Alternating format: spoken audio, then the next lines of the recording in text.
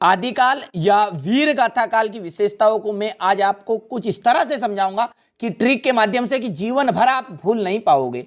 ठीक है, थोड़ा सा हम इसके बारे में जान लेते क्या है वास्तव में आदिकाल या वीर गाथा काल।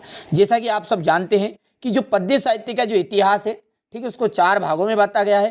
पहला है आदिकाल या वीर गाथा काल। इसका संवंत जो था वो था 1050 से 1375 तक। सन नहीं है, ये काल संवंत के हिसाब से। ठीक है, ये आचार्य रामचंद्र शुक्ल के अनुसार एक जो सिद्ध कालक्रम है। ठीक है, बहुत सारे अलग अलग विद्वानों ने अलग अलग काल संवंत बनाए। ठीक है, हिंदी साहित्य का इतिहास को बांटा, लेकिन सबसे प्रमाणित जो है वो है आचार्य रामचंद्र शुक्ल का। ठीक है, तो चलिए अब हम आदिकाल या वीर गाथा काल को जानते हैं। यहाँ जो काल है वह हिंदी काल का आरंभिक काल है, यानी कि सबसे पहला जो काल है वो है हिंदी का आरंभिक काल, वीर गाथा काल। ठीक है, यानी कि आदिकाल। ठीक है, अब दूसरा है कि इसको वीर गाथा काल भी कहते हैं। तो क्यों कहते हैं? ठीक है, शब्दों का चयन करना आप। ठीक है, ध्यान से, वीर गाथा काल भी कहते हैं तो यानी कि इस काल में वीरों पर आधारित रचनाएं ही रची गई होगी। जो युद्ध क्षेत्र वाली बात होगी, राजा महाराजाओं वाली। ठीक है, तभी तो उसमें वीर योद्धाएं हैं। ठीक है, तो यहां पर देखिए, आगे पढ़िए। इस काल में वीरों का जीवन कथा पर आधारित कविताएं रची गई। इन कविताओं के आधार पर इसे वीर गाथा काल कहा गया। एक शब्दों को याद रखिएगा, वीर गाथा काल। ठीक है, यानी कि वीरों पर आधारित रचना, क्योंकि इससे विशेषताएं बनाऊंगा मैं 2 पॉइंट। ठीक है, तीसरी बात है कि इसे चारण काल भी कहा जाता है। चारण काल मतलब कि जो राजा महाराजे थे, ठीक है, जो आश्रयदाताओं को रखते थे। ठीक है, जैसे आप सब जानते हैं पहले से कि जो गांव ग्रामीण क्षेत्रों में था पुराने समय में, वैसे राजा महाराजाओं की सब एक बात बता रहे हैं ये। ठीक है, तो जैसे गांव में रहता है कि जो कोई एक पटेल रहता है तो उसके वहाँ कुछ लोगों को आश्रय देता है, मतलब जिनके घर रहने की ज़मीन नहीं रहती है। ठीक है, उन्हें घर बार भी दिलाता है, उनको खाने पीने की वस्तुएं भी उपलब्ध कराता है। ठीक है, जो इस तरह से पुराने समय में, आज के समय की बात नहीं कर रहा हूँ, पुराने समय में होता था। आज से लगभग 50 साल पहले तक भी हुआ ये सारी चीज़ें। ठीक है, और कई कई गाँव में तो आज भी होता है। ठीक है, तो इस तरह से यहाँ पर जो आश्रयदाताओं थे, ठीक है, आश्रयदाताओं कौन? राजा महाराजा। ठीक है, वो जिनको आश्रय देते थे ना, वो उन राजा महाराजाओं की गायन यानी उनके यश का गायन करते थे, उनके ऊपर से कविताएं रचते थे। बस इस काल, इसलिए इस काल को चारण काल का नाम भी दिया गया।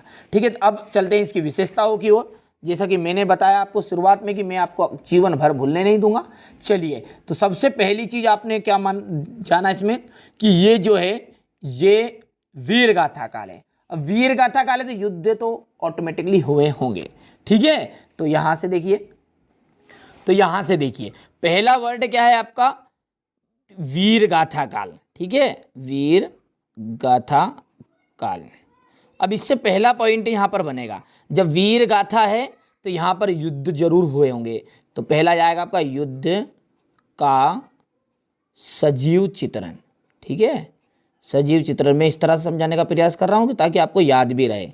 ठीक है, अब जब युद्ध हुआ तो यहां पर वीर रस तो होंगे। ठीक है, वीर रस कहां पर होता है? जहां पर युद्ध होते हैं, तो वीर रस की प्रधानता भी हुई। ठीक है, वीर रस की प्रधानता। ठीक है भैया, तीसरी चीज है, मैंने आपको बताई थी, एक दूसरा वर्ड बताया था कि जो आश्रयदाता आए थे, ठीक है, जो राजा महाराजा आए थे, उन पर आधारित रचनाएं यहां पर रची गई। तो यहां पर तीसरा पॉइंट बन जाएगा आपका आश्रय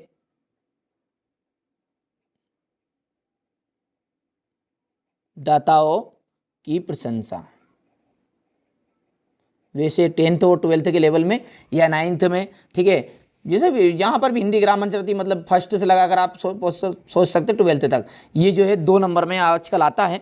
ठीक है, ये 2 हो गए हैं।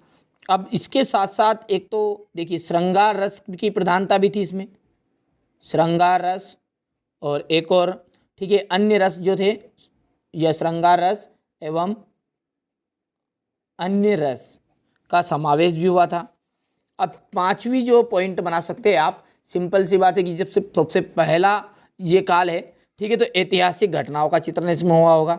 ऐतिहासिक घटनाओं का चित्रण, मैं तो याद कराने का प्रयास कर रहा हूँ आपको। ठीक है भैया, तो इस तरह से आप याद रख सकते हैं, और मेरे हिसाब से याद भी आपको रह गए होंगे 2 या 3 पॉइंट। ठीक है, कि पहला है युद्ध का सजीव चित्रण, वीर रस की प्रधानता, आश्रयदाताओं थे उनके प्रशंसा इसमें की गई थी, और श्रृंगार और अन्य रसों का समावेश था, साथ ही साथ ऐतिहासिक घटनाओं का विवरण किया गया था। यहाँ पर देखिए ये है आदिकाल की प्रमुख विशेषताएं। चलिए अच्छे से नोट्स तैयार कर लेना आप, तो ठीक है, अच्छे से पढ़िए, जो कुछ आपको डाउट हो बेधड़क पूछिएगा, ठीक है, क्योंकि आपका डाउट जब तक आप मुझे बताओगे नहीं तो मुझे कैसे समझ में आएगा आपको कौन सी चीज़ समझ में नहीं आई। तो बेधड़क कमेंट में जरूर जवाब दीजिएगा, आपको समझ में आया है तो वही बोल दीजिएगा, और नहीं आया तो भी बता दीजिए कि कौन सी कमी लगी, उसको अगले वीडियो में सुधारने का प्रयास भी किया जाएगा।